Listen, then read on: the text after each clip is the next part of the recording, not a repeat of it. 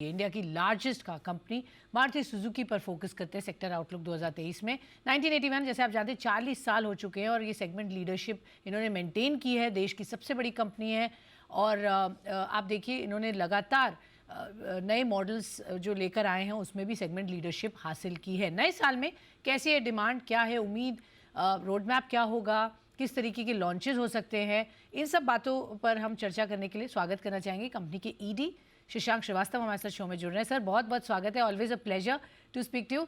सबसे पहले सर आप लोग आज चर्चा में हैं, भार्गव साहब ने जो कमेंट्स दिए हैं specially NCAP rating, and I think I want to get the elephant out of the room. पहले सर इस पर मैं आपसे आपकी प्रतिक्रिया चाहूँगी क्योंकि इसको जिस तरह से कहा गया है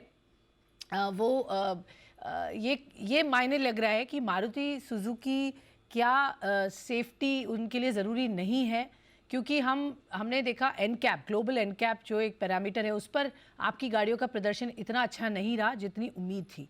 तो उसका क्या कारण है, कैसे डिफाइन करेंगे, कैसे डिफेंड करेंगे और सेफ्टी को लेकर कितना काम मारुति करना चाहेगी? जी, सबसे पहले तो मैं अर्ज करना चाहूँगा कि मारुति सुजुकी के लिए सेफ्टी एक अहम मुद्दा है और सेफ्टी इंक्रीजिंगली जो हमारे ग्राहक हैं वो इसका उनके खरीदारी की जो चॉइस होती है ब्रांड की उसके में सेफ्टी का एक बहुत ज़रूरी एक क्राइटेरिया बन गया है। तो एक चीज़ मैं सबसे पहले तो वाज़ेह कर दूँ कि मारुति सुजुकी की सभी गाड़ियाँ सारे सेफ्टी पैरामीटर्स में खरी उतरती हैं और उसको उस सारे जो भी रिक्वायरमेंट हैं, जो भी हम रूल्स और रेगुलेशंस हैं, उसको पूरा करती हैं। दूसरा, यही नहीं, मारुति सुजुकी की गाड़ियों में we have gone beyond these norms. जैसे मैं आपको मिसाल के तौर पे बताता हूँ, एचयूडी है, हेड अप डिस्प्ले, या टीपीएमएस है, जो टायर प्रेशर मॉनिटरिंग सिस्टम है, या 360 व्यू कैमरा है, ये या ईएसपी है, ईबीडी है विद हिल होल्ड असिस्ट। ये सारे फीचर्स ऐसे हैं जो एनहांस करते हैं और इजाफा करते हैं सेफ्टी कस्टमर की। तो पहला तो है कि मारुति की सारी गाड़ियां सेफ हैं। दूसरा, सारे रिक्वायरमेंट रेगुलेशन पूरी करती हैं। दूसरा, हम उसके बियॉन्ड जाते हैं और ऐसे कई फीचर्स देते हैं जो रेगुलेशंस के बियॉन्ड हैं। और तीसरा, जहां तक जी एन कैप का आपने जो सवाल किया, उसमें हमारा ये मौकिफ है कि एक्चुअली जी एन कैप के जो पैरामीटर्स हैं, they may not be as per the Indian conditions. और यही वजह है कि आजकल आपने सुना होगा कि भारत एनकैप की बात हो रही है। ये जो सरकारी जो गवर्नमेंट है वो बी एनकैप के रेगुलेशंस ला रही है और हम उसका स्वागत भी करते हैं। और हमारे लिए ये बहुत अच्छी चीज है कि ये जो बी एनकैप की जो रेटिंग्स होंगी उससे कस्टमर्स सही फैसला कर सकेंगे। सर सेफ्टी की परिभाषा तो एक ही है, अब चाहे वो जी एन कैप हो या Bharat NCAP. I think लोगों की सेफ्टी या हम सेफ व्हीकल्स दें या वो सेफ्टी के पैरामीटर्स पर खरी उतरें, ये चीज़ तो सर हर गाड़ी के लिए लागू होती है। तो हम इसलिए ये सवाल पूछ रहे हैं क्योंकि कुछ और गाड़ियाँ जो भारत में ही बनती हैं, भारत के मैन्युफैक्चरर्स बनाते हैं, या ग्लोबल कंपनीज जो इंडिया में रह के बना रही हैं वो गाड़ियाँ, वो अच्छा प्रदर्शन दिखा रही थी as oppose to what Maruti is done. इसलिए ये सवाल उठा सर।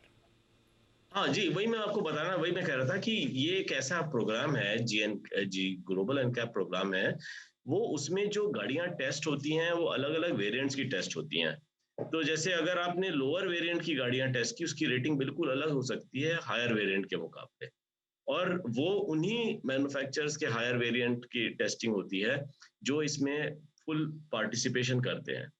हमारा मौकिफ थोड़ा अलग है। हम अपनी गाड़ियां जो हैं उनको नहीं देते हैं टेस्टिंग की, लिहाजा वो जो सबसे लोअर वेरिएंट है उसकी टेस्टिंग करते हैं। तो these are not comparable ratings first of all. दूसरा, आपने एक ऑब्जर्वेशन किया कि चाहे बी एन कैप हो, जी एन कैप हो, या कोई भी हो, सेफ्टी सेफ्टी होती है। पैरामीटर्स अलग हो सकते हैं। जैसे हमारे देश में जो कंडीशंस हैं, चाहे रोड की कंडीशंस हो या ड्राइविंग कंडीशंस हो, वो बिल्कुल मुख्तलिफ हो सकती हैं कुछ और मुल्कों से। तो इसलिए ये कहना कि सेफ्टी सेफ्टी है और सारे पैरामीटर, सारे ही मापदंड पे सारे मेयार जो हैं वो बराबर होंगे, ये भी शायद गलत है। ओके, बट सर हादसों जो हादसे होते हैं, एक्सीडेंट्स होते हैं, उस पर आपका एक ये भी व्यू है as a market leader, as top company, कि उसके लिए जिम्मेदार सड़क और व्यवस्था को माना गया है कुछ हद तक। क्या कैसे इसको आप बताते हैं? और अभी सरकार ने जो स्टेप्स लिए हैं इस डायरेक्शन में, जहाँ तक रोड की बात है, उसमें आप कितना रोल देखते हैं एज अ मैन्युफैक्चरर, या जिम्मेदार ठहराते हैं एज अ कंपनी को? या वो जो आंकड़े काफी हद तक अवेलेबल हैं और काफी आंकड़े अवेलेबल नहीं भी हैं। लेकिन अगर आप देखें पिछले जो गुज़िश्ता 2-3 साल में करीब 83% लोग जो हैं जो हलाक हुए हैं इन हादसों की वजह से, वो टू व्हीलर और पेडेस्ट्रियंस हुए हैं। और सिर्फ 17% में कारों का 17% से कम में कारों का वो रहा है। और जो कारों में भी जो एक्सीडेंट हुए हैं, उसकी जो 88% लोग इस वजह से हुआ है क्योंकि उन्होंने सीट बेल्ट नहीं लगाई थी। तो गाड़ी में सीट बेल्ट हो या ना हो, लेकिन अगर वो कोई सीट बेल्ट नहीं लगाए, तो ऑब्वियसली वो सेफ्टी उसकी नहीं हो सकती। तो इसलिए अगर आप देखें करीब जो 11-12% कारों के जो हादसे हैं, उसमें से 9% के लगभग तो वो उस वजह से हुए हैं जहाँ पे इम्प्लीमेंटेशन नहीं हुआ है, एनफोर्समेंट नहीं हुआ है, स्पेशली सीट बेल्ट का। तो इसलिए we have to also look at these figures and see which is the real cause. और जैसे सेफ्टी में बोला जाता है, 4 ईज होते हैं सेफ्टी के। एक है एजुकेशन, जो हमारे कंट्री में थोड़ा सा शायद कम है। दूसरा है एनफोर्समेंट, वो भी कम है हमारे कंट्री में शायद। तीसरा engineering of roads and vehicles है, एंड फोर्थ इमरजेंसी केयर। ये 4 ईज होते हैं सेफ्टी के। एजुकेशन के क्षेत्र में देखिए, मारुति सुजुकी सिर्फ एक ऐसी कंपनी है ऑटोमोबाइल की जिसने 550 ड्राइविंग स्कूल्स बनाए हैं। और उसमें लगभग 20 लाख के ऊपर जो ड्राइवर्स हैं उनकी हमने ट्रेनिंग की है एजुकेशन के हिसाब से।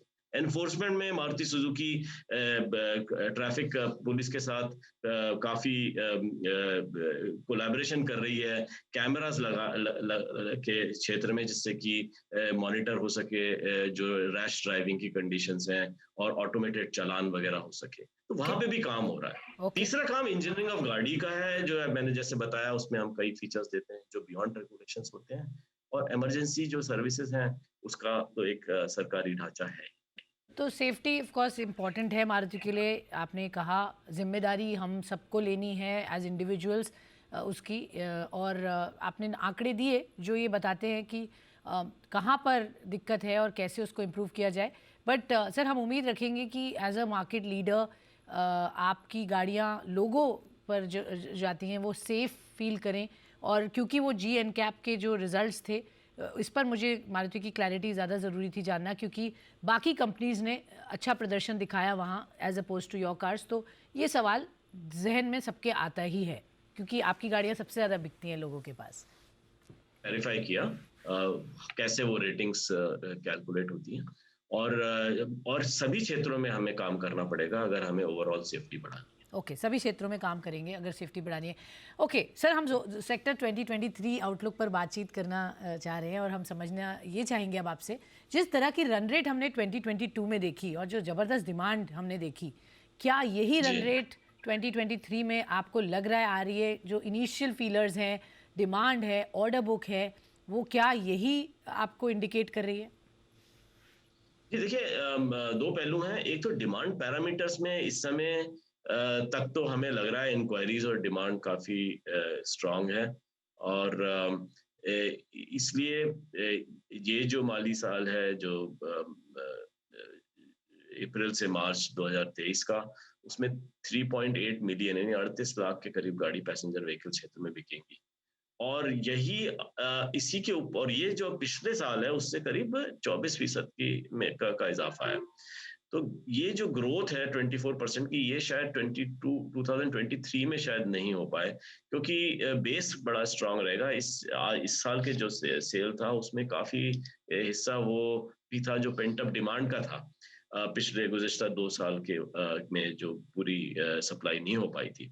और जहाँ तक पेंडिंग बुकिंग्स का सवाल है, मारुति सुजुकी में आज के दिन में भी 4,17,000 के करीब बुकिंग्स पेंडिंग है और कुछ सेमीकंडक्टर के इश्यूज अभी भी चल रहे हैं और हमारा प्रोजेक्शन अगले साल का कि इंडस्ट्री में लगभग 7.5 से 8% की ग्रोथ होगी और ये शायद 41 लाख का सेल पैसेंजर व्हीकल्स का होगा अगले साल। ओके, मारुति के लिए 2023 कैसा दिख रहा है इन टर्म्स ऑफ प्रोडक्ट्स? क्योंकि हमें पता है आपने एसयूवीज पर एक फोकस रखा है खास, और ऑटो एक्सपो में भी हम उसकी शायद झलक देखेंगे। किस तरीके की तैयारी है ऑटो एक्सपो को लेकर, 2023 की प्रोडक्ट पाइपलाइन को लेकर, ऑर्डर बुक कैसी है, उसको कैसे मीट करेंगे? जी बहुत अहम सवाल है। दरअसल मारुति सुजुकी का जो मार्केट शेयर है, बाजार की हिस्सेदारी, अगर आप एसयूवी हटा देते हैं तो 65% के ऊपर है। लेकिन जैसे ही आप एसयूवी उसमें आप बाजार के आंकड़ों में शामिल करते हैं, तो हमारा मार्केट शेयर 45% हो जाता है। अगर हमारे को 50% मार्केट की जो हिस्सेदारी है वो हासिल करनी है, तो जाहिर सी बात है कि हमें एसयूवी में अपना मार्केट शेयर बढ़ाना पड़ेगा और यही वजह है कि हम इस क्षेत्र में, इस सेगमेंट में कई गाड़ियां उतारेंगे। हमने हाल हाल में ही नई ब्रेजा और ग्रैंड विटारा उतारी है और इससे हमारे मार्केट शेयर में भी इजाफा हुआ है और आगे ऑटो एक्सपो में भी हम 2 नई एसयूवी उतारेंगे मार्केट में और उसके बाद इस क्षेत्र में हम कंटिन्यूअसली जो है नए प्रोडक्ट्स लेके आएंगे ताकि हम इस अपने पोर्टफोलियो को और मजबूत बना सकें। ऑर्डर बुक सर इस वक्त कितनी है, कितने लाख गाड़ियां हैं जो लोग वेट कर रहे हैं, और किस तरीके की वेटिंग पीरियड को कम करने का आपकी कोशिश होगी? जी, इस समय हमारे पास 4,17,000 बुकिंग्स हैं, जैसे मैंने बताया था प्रोग्राम के पहले हिस्से में और एवरेज अगर आप देखा जाए तो करीब 1.5 लाख से इसको अगर आप डिवाइड कर लें तो करीब 3 महीने के करीब की वेटिंग है। लेकिन ये वेटिंग मॉडल वाइज बिल्कुल अलग है। जैसे अर्टिगा है, ब्रेजा है, ग्रैंड विटारा है, स्विफ्ट है, डिजायर है, इसमें वेटिंग ज़्यादा है और कुछ मॉडल में वेटिंग कम है जहाँ पे अवेलेबिलिटी बेहतर है। और अवेलेबिलिटी हमारा पहला हदफ तो यही रहेगा कि हम किस तरह से अपना प्रोडक्शन बढ़ा सकें, क्योंकि प्रोडक्शन उसके मुताबिक करें जिस मुताबिक हमारे पास बुकिंग आई है। फेयर तो इनफ सर।